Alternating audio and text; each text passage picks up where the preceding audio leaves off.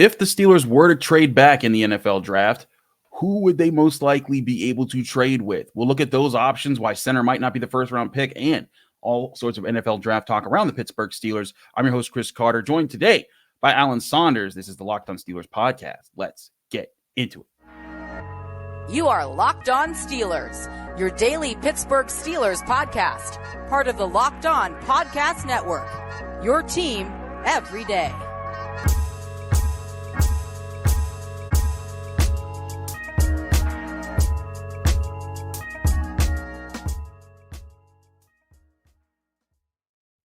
Hello and welcome to the Locked On Steelers podcast. I'm your host, Chris Carter, bringing you your daily dose of all things in the Pittsburgh Steelers. As always, you can find the show on your favorite podcasting apps and on YouTube. Like this video if you enjoy it. Subscribe to this YouTube channel to get all of your daily Monday through Friday episodes, as well as our bonus content. We thank you for making us your first listen every day because we're your team every day. And today's episode is brought to you by FanDuel.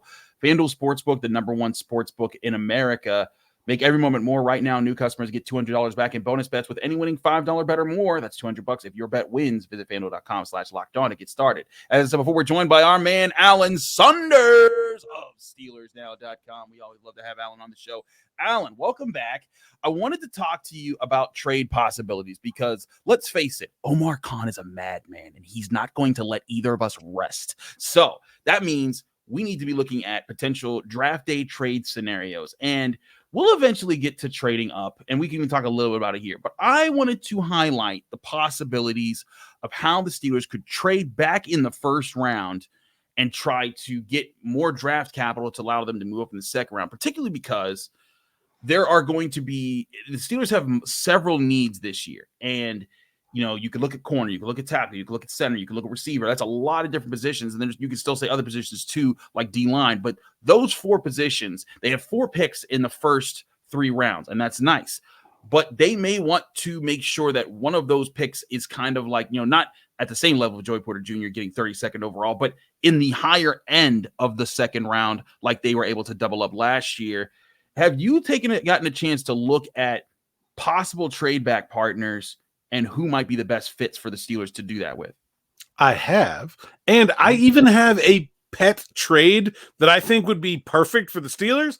Ooh. I don't know how perfect it would be. I mean, I know it's fair. I just don't know if the other team I have in mind here would necessarily need to do it for their draft board. But the one thing I want to just talk about, though, about this topic is I think what you think the Steelers might do in terms of trading up or trading back really depends on like what position you think they're looking at. Right. For example, I think center, I would be very surprised if Jackson Powers-Johnson goes more than a pick or 2 before the Steelers. I would not be surprised if he's there 10 picks after. I think tackle and corner, it's very realistic to look at the board and say, oh, the Steelers could get to the board with more than one of that top group of tackles or that top group of corners, or you could put those two together as a system available to them, right? You could have Cooper DeJean and Nate Wiggins both on the board. You could have Amarius Mims and Troy Fautanu both on the board, or some other combination of the guys at those positions. So if you're trading up, like who are you trading up for? Because if I think, maybe they have a very specific hierarchy of those guys. Like maybe they like Taliesin Fuaga a lot better than all the other tackles, or maybe they like Olu Fashanu a lot better than all the other tackles, and they get to 15 and they would say, okay, let's pull the trigger and make that move. Or maybe they like Terrion Arnold or Quinyon Mitchell so much more than all the other corners that if they get to 15, they're gonna make that move and trade up. And I'm just picking 15 because it's 5 picks. I mean, it could be anywhere in there. But I think with the depth at a couple of those positions, like really, if they're going to trade up, it honestly feels like wide receiver to me would be the one position that's kind of worth trading up for, because there's just not as many guys that feel like they're going to be in that range for them. Like Brian Thomas, I think less than 50% chance of being there at 20. A.D. Mitchell probably would be the one guy that feels like he will be there, likely. But if they want one of those top guys, they're going to have to trade up. Even Brian Thomas, I think they would have to trade up to feel like they're definitely going to get him. So I think trade back is way more likely than trade up, especially because of the depth of those positions, tackle, corner, and then the fact that just the positional value of center I think the end of the first round is probably a better place to be picking for that position. I hear you there. I want to pull up the good old Jimmy Johnson trade chart that you can find often online. Now, I know there's different trade charts and different values and everything, but this is always a nice basic look you can have here. And what I've done is I've zoomed in on the first 3 rounds as far as the value. So what you're looking at here, if you're watching on YouTube, is you're looking at there's point numbers assigned to every pick, and there's the team name next to the picks for each of the picks that they own. And the idea is that if you were to, get a trade, you want to do as best as you can to match number for number. Like, for example, if the Steelers were to trade the 20th overall pick, that would be worth 850 points. Whoever they're giving it to, you'd want to get at least 850 points back in value for that somehow. So, that's where I think that there could be, that it's a fun tool to have. It doesn't always equate to direct results, but it's a good estimation tool here. And I you said you do have an idea, Alan, and I wonder if your idea is the kind of the obvious one that kind of sneaks on here when you just look at the teams, when you're thinking, okay, if they're going to trade back, you ideally want to also be able to move up in the second round while going down in the first round. And that's not always an opportunity because often the teams in the back end of the first round are in the back end of the second round. But this year, you got one team in particular who's in both. And that's the Green Bay Packers. They right now have the 25th overall pick, but they also have the 41st overall pick, and they also have the 58th overall pick. So that's 2 picks in the second round for the Packers and a pick behind the Steelers. Is that your ideal scenario? Maybe trade back from 20 to 25, maybe give them like an extra third and then get the 41st overall pick. Is that the move there, or is there something else that you had in mind? That's not the one I had in mind. I don't mind that trade. My thing is again, it depends on the position, right? What are you trading?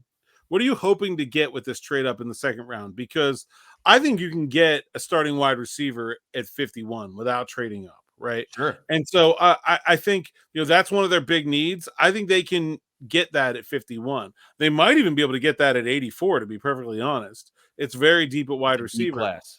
So what are you trading up for? Is there a tackle that falls out of the first round, or maybe one of the early second round tackles like Jordan Moore from Arizona? Is that who you're after?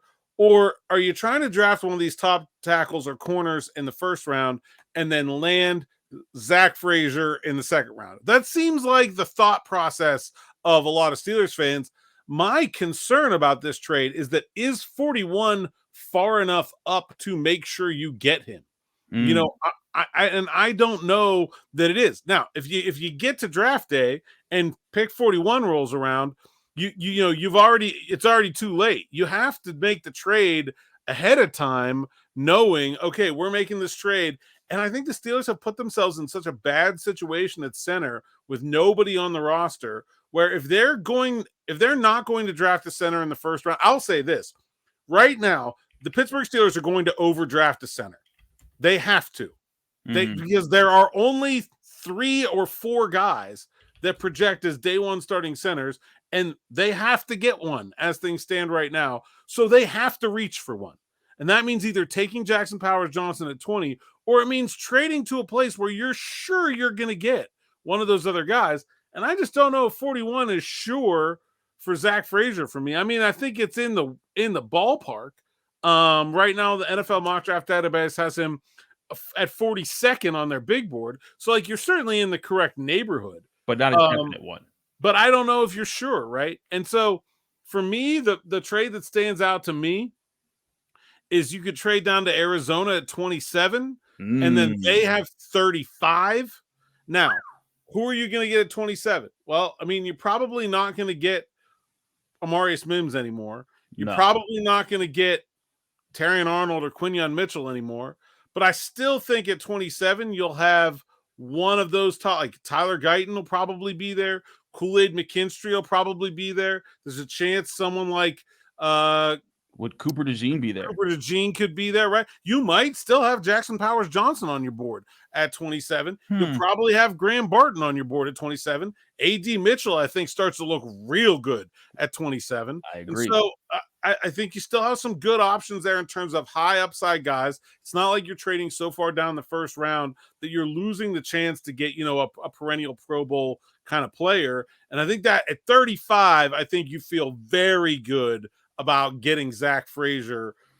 And then I guess it depends on how they feel about Cedric Van Pran as to whether that is the move you have to make, because they could do the same thing in the second round, right? Like you can trade back from 51, move up in the third round, and do that there too. To somewhere though, they've got to overpay for a center. Like there cannot be we'll wait and see how the board falls and take a guy as value comes. As things stand right now, if they don't do anything else at the center position. I agree. I want to continue this discussion both on the trade possibilities and on the center position, and why we keep talking about it like it's not a first round pick. Like if you want to overpay, okay, go get your guy in the first round. It seems like the Steelers might not do that. We'll talk about that more with Alan Saunders here in the Locked On Steelers podcast. I'm your host, Chris Carter. But first, we'll remind you this show is brought to you. Well, actually, excuse me. We'll take a quick break, and then we'll tell you who this show is brought to you by. And now we remind you the show is brought to you by BetterHelp Therapy Online. BetterHelp. When you're thinking of the first thing that you'd like to do if you had an extra hour in your day, is it going for a run? Is it reading a book? Is it being there for a friend? How about just being there for yourself? That's what therapy can help you do, because therapy can help you sort out all the things in your life to help you find what matters most to you and help you do more of that. I've benefited from the help of good therapists in my life, and they've helped me sort out some of the most important things that I try to balance out every single day. And if you're thinking of starting therapy, give BetterHelp Therapy a try. BetterHelp knows that life can be busy and stressful, so it's designed to be suitable for your schedule. Just fill out a brief questionnaire to get matched up with a licensed therapist, and you can switch therapists at any time for no additional charge, because BetterHelp recognizes sometimes it takes a little bit to find the perfect fit.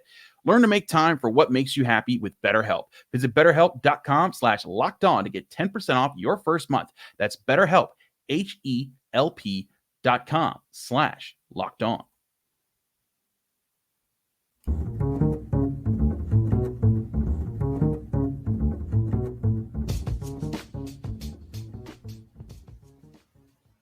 Back here on the Locked On Steelers podcast, I'm your host, Chris Carter, here with Alan Saunders of SteelersNow.com.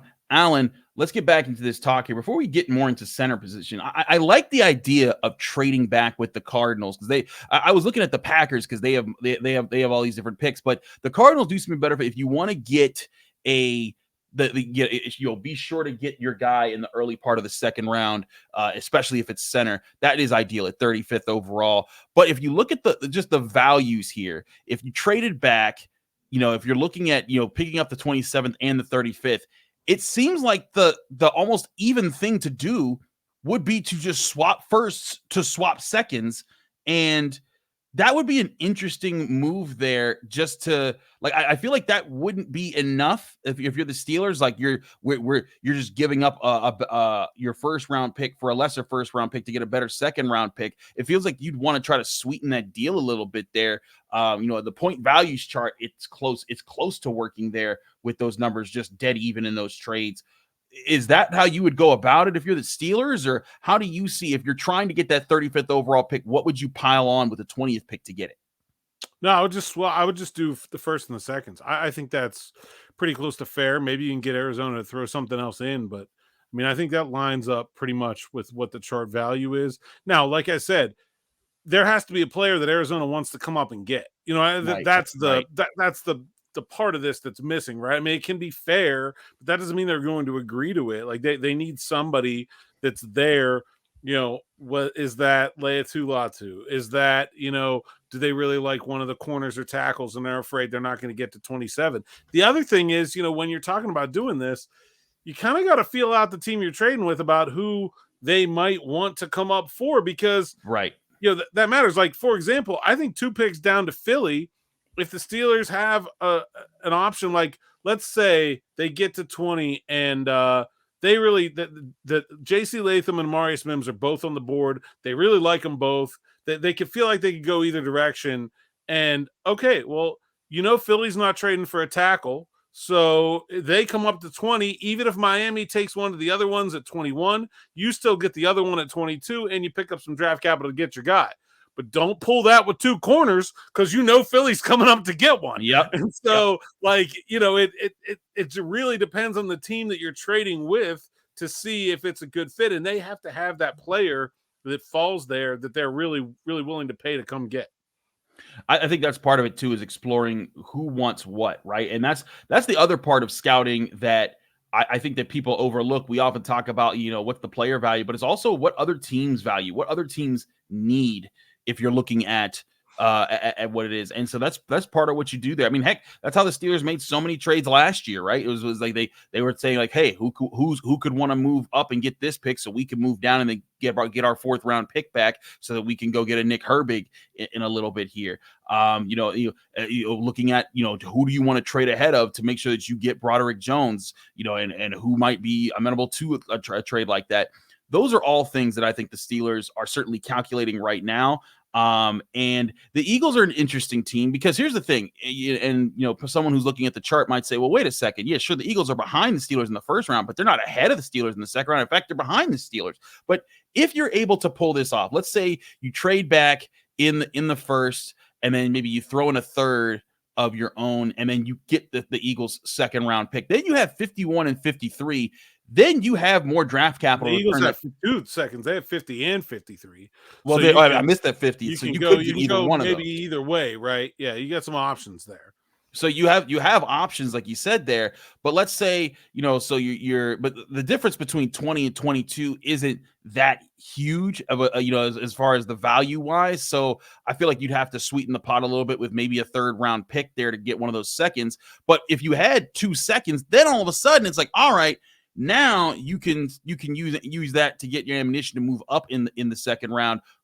Maybe trading a second in, like, say you trade one of your thirds to move, to be part of moving up in the second to get that second round pick, turning that third into a second. But then you say, hey, let's use that other third to move that second up into a higher second round pick, and then you're looking at maybe getting inside the top 40 picks in the second round there, so you could be in that position. I think that's an ideal situation if the Steelers could pull it off.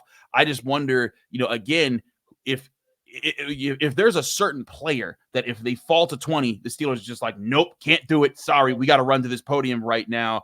Who are some of those players that you think, like, if it is Quinion Mitchell, is Talisa Fuaga, are those guys like, you know what? Sorry, we'll roll the dice on center later, but that guy's too good to pass up right now.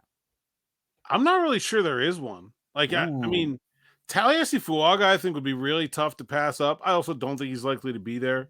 Olu Fashanu, I mean, like, these are guys that are like probably in the top 12 picks, like certainly likely to be within the top 15 picks.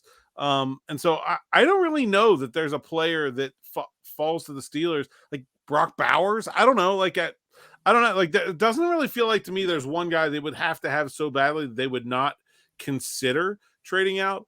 And you talked about the idea of making multiple trades. Like, look at the Eagles. This is what they do. That last year's draft, they had their hands on either, like, it was their pick, or they traded for it, or they traded out. They had their hands on like 15 draft picks. You only get 7. So like they, that's kind of their thing, is the moving all around the board to make things happen. And so I don't really think that's a problem if you got to make 2 trades. If you got to trade down in the first round and then make a second trade to trade up in the second round, I really don't think that's a big deal. I hear you on that. I think that there's certainly doors open to there. Looking back at center, I think that some people have a hard time saying like there's people that are frustrated. Like, listen, you badly need a center. Why not just go get Jackson Powers-Johnson in the first round? And my answer to that is this. I think Jackson Powers-Johnson is going to be a good player in the NFL. But is he going to be an all-pro center? And that's what I'm not sure about. Like, he'll be a good starting center, in my opinion. Like, again, I'm not saying that I'm the end-all, be-all of all draft evaluations. But if I'm looking at centers like, Marquise Pouncey, that's a different level of center. Like, that was a franchise center who probably is going to go to the Hall of Fame someday for how many All-Pros and Pro Bowls that he made in his career, and all the things that he did. If Jack Powers-Johnson is Marquise Pouncey or Dermontti Dawes or someone like that, awesome, yeah, pull that trigger. But I don't think that he's projected to be in that category. I think he's projected to be like a solid center who can come in and give you, and be a solid piece to your line, be a good piece, like, be a really good piece. But Hall of Fame center. I don't think he is. And so with that, where is the value for a guy like that? Is it like at the 27th? Like if they traded back with Arizona and they got the 27th overall pick, is that where you say, okay, you get your center here, and then with that 35th overall pick, you can use it on the top receiver or the top corner or the top tackle that's still available? Yeah, I mean, I think the value is not going to be good when you're forced to pick a position like center, especially. Like Right. it's just not. Like you're either going to reach for Jackson Powers-Johnson in the first round, or you're going to have to trade up to make sure you get Zach Frazier in the second round, or you're going to have to trade up to make sure you get Cedric Van Pran in the third round. Like no matter what, you're going to pay a premium for what is not a premium position because you're in a situation where you have to get one. I was, and so I think there's, look, I think Steelers fans generally tend to overrate the importance of the center position. They've seen it both ways for most of the last 100 years. Steelers have had one of the best centers in football, and for the last 4 years, they've had a couple of the worst. And I think that has led them to have slightly warped perception of how valuable the center position is. It's not that Marquise Pouncey and Damani Dawson were not great, and it's not that Mason Cole and Kendrick Green were not awful. It's that there is not that big of a difference between the 20th best center and the 5th best center in the NFL. There's like a whole big middle where like moving up and down that chart does not really do anything for you. And you find those guys all throughout the draft. If you look at who the best centers are in the NFL, like, sure, are there guys that went in the first round like Tyler Linderbaum who went at the end of the first round? Yeah, absolutely. But for every, Tyler Linderbaum, there's a Jason Kelsey who was a 5th round pick. There's a Creed Humphrey who was a late 2nd round pick. And so it's not like you need to draft early to get a good center, even a great center. And then you certainly don't need to draft early to get a good center. And like, I like Jackson Powers-Johnson as a player, but he's a little bit raw still. Like there's a ton of projection and like a great athletic ability. But in terms of just like his day one ability, like it's not like he's perfect, right? It's not like he's just, oh my God, this guy is already so good and he's going to come in on the first day and just be the best thing since sliced bread at the center position. Like there's going to be growing pains with him as your center. And so I have a hard time buying the value for center at 20 in the first round, given the way the board looks. And even on a trade back, like I like if they could trade back in 27 and take him, I mean, that eliminates the need to trade up for Zach Frazier. But I think value closer to 27 starts to make more sense. Graham Barton, I think, makes sense in the end of that first round for somebody, but he's a guy that hasn't played center very much and hasn't done it at all since his freshman year. Now you're going to have that guy be a day one, has to start week one kind of player. I don't know. When the Steelers did that with George Pickens, it's one thing, but I feel like the closer you get to the football, the harder that is to manage. I really have a hard time seeing like a guy who hasn't done it being just, we saw it with Kendrick Green, how hard it is to make that projection and say, oh yeah, this guy's a center at the NFL level. Now, Zach Frazier, on the other hand, he's perfectly built. Like he's the one. So to me, if you're going to reach and you're going to overpay for a center somewhere, I want the guy who is the most sure thing and the most ready to play right now. And I think that's Zach Frazier. So that's why I would make the kind of move where I'm talking about.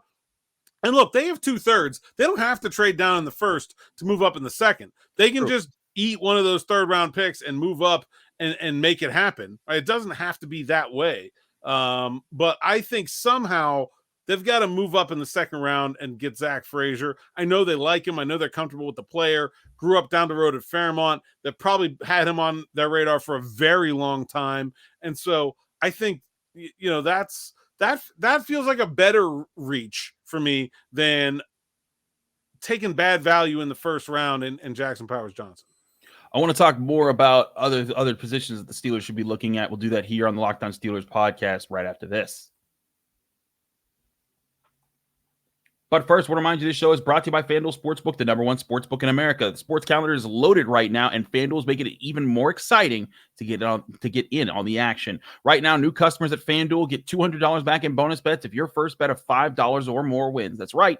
Bet on it. Bet on any sport, and if you're better $5 or more wins as a new customer, you get $200 back in bonus bets. That's $200 that you can put on point spreads, money lines, player props, and so much more action that's out in there and available every single day, especially in a time where FanDuel is letting you make your picks in both the tournaments, men and women's right now. Major League Baseball now that's back, NBA, NHL, and so much more. Just visit FanDuel.com/lockedon and you can start to make your first bet to make that a big win. That's FanDuel.com/lockedon for new customers to get $200 back in bonus bets if your first bet of $5 or more wins. And that's only on FanDuel, America's #1 sportsbook.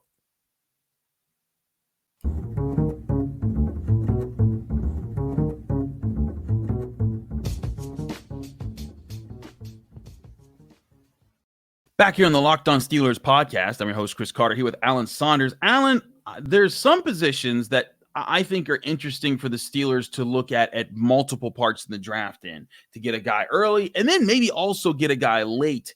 If you were Omar Khan and Andy Weidl and Mike Tomlin, all three of them combining you into one body, what are the positions that you're looking at the most to maybe double up on to help this roster? I feel like receiver is a good position to do that in, considering that is one of the shakier parts of the depth chart now with Deontay Johnson gone. But is that corner? Is that, is that also center because they don't have another center? What are the positions that you're looking at right now that could be the spots that the Steelers could take two of in this draft? I think wide receiver is the obvious answer, right? I mean, they kind of filled some holes with Quez Watkins and Van Jefferson over the last couple weeks, but certainly doesn't feel like, anyone that's blocking anyone from being drafted there. I mean, a couple of guys on pretty minimal contracts and 1 year at that. And so, yeah, I think wide receiver is the obvious answer. I also think that when you look at who they've been looking at wide receiver, they've been sort of looking at guys that look like slot receivers, guys that look like Z receivers, big guys, little guys, all kinds of in between. And so, it's hard to say, if they're looking at, big, strong, tough, Malachi Corley and Xavier Legette, and then they're looking at, Troy Franklin from Oregon, who is like one of the smallest receivers, Ladd McConkey, some very small guys, like, well, those aren't the same thing. And so if they're looking at both of those, almost look like you're looking at two different guys at that position. And the other one, I'll say, like, defensive back in general, like, because so much of that is interchangeable now. Like, what's a safety, what's a slot corner? I don't know. But I think they could add multiple guys, especially if some of them are position flexible. They certainly need help in the slot. I don't think safety's off the board, especially if it's a guy that can maybe do a little bit of both, like a Tyke Smith or a Dadrian Taylor-Demerson, guys that like might be listed on most of your draft boards at safety. But if I'm playing them for the Steelers this year, I'm playing them as slot corners, and then maybe we'll see. And then, like, they could still go with a traditional cornerback, like a Jarvis Brownlee from Louisville or a Cam Hart from Notre Dame, guys that are in that 3rd or 4th round range. I think there's a pretty good group there that they could certainly still add. I mean, Dante Jackson's here for 1 year. Like, that, it's not like the future of that position is secure on the outside either. But certainly, I mean, we talked a lot about corner early. So even if you get like a Terrion Arnold or a Kool-Aid McKinstry in the 1st round, I don't think that takes these slot guys off the board later. I think it could be both.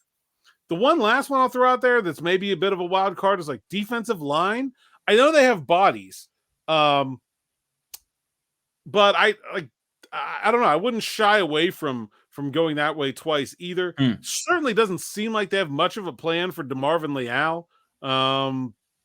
And Larry Ogunjobi's kind of on a very tenuous salary production track right now where, like, maybe they could have even cut him this year if they wanted to save cap space. Cam Hayward didn't seem like Omar Khan was like, yes, we're doing something about Cam Hayward's contract. It was more like, we'll figure it out. So I don't know. The future of that position is very unsettled. I wouldn't think it crazy to look there twice. The only thing I'd say about Larry Ogunjobi is that his contract does not lend itself to being helpful this year, according to Over the Cap. If they were to cut him this year, $11.8 million in dead money. That would after they paid his roster bonus, so that certainly hurt. But you could I mean, it's certainly painful. But I don't think he'd be cut this year, but he certainly would be a player that might be looking to replace. Let's just say it that way. No, I hear that. I hear that entirely. Like drafting his replacement is something I could certainly see them being on the lookout for. And he's, and Cam Hayward's, who knows whether he's even going to want to play beyond this year. They might need 2 replacements next year. Yeah. The idea that they could need 2 replacements real quick is not crazy. It's not. And like I said, this year might not be advantageous, but you're right. Next year in 2025, with the last year of his current deal, he would save them $7 million against the cap. So that would be certainly a lot bigger of a deal there. I'm with you though. I think defensive back in general, because slot and outside corner, like they could still use a top level. Like if they got a Cooper DeJean in the first round, who could also play slot, by the way, you could throw him around, but then you went and got like a later slot corner who would be specifically designed for that. I could see that making a lot of sense, but also wide receiver, because they could really use a number 2 wide receiver, and they could use another young guy to be like, hey, you know what, Calvin Austin, beat this guy, or create 2 dog 1 bone situations in positions of need, so that you can see who rises, which cream rises to the top. That's why I wanted to talk about doubling up on certain positions, D-line, defensive backs, wide receivers, all certainly options there. He's Alan Saunders of SteelersNow.com. Alan, thanks so much for joining us here. Let me know, I can find you, follow you, and get more of your work. Yeah, SteelersNow.com at @Saunders_PGH. You can check out my podcast, Steelers Afternoon Drive, on YouTube or wherever you find podcasts. Derek Bell and I and Zachary Smith got into a big conversation yesterday about the wide receiver position, so go check that out if you want to see more about what kinds of wide receivers the Steelers might be into. Absolutely. He's Alan Saunders. I'm Chris Carter. Follow me on Twitter and Instagram at Carter Critiques. Read my work at the Pittsburgh Post-Gazette, post-gazette.com. Find me here on the Locked On Steelers podcast every day, Monday through Friday, talking about your Pittsburgh Steelers. Back here tomorrow with more on your Steelers right here on the Locked On Steelers podcast.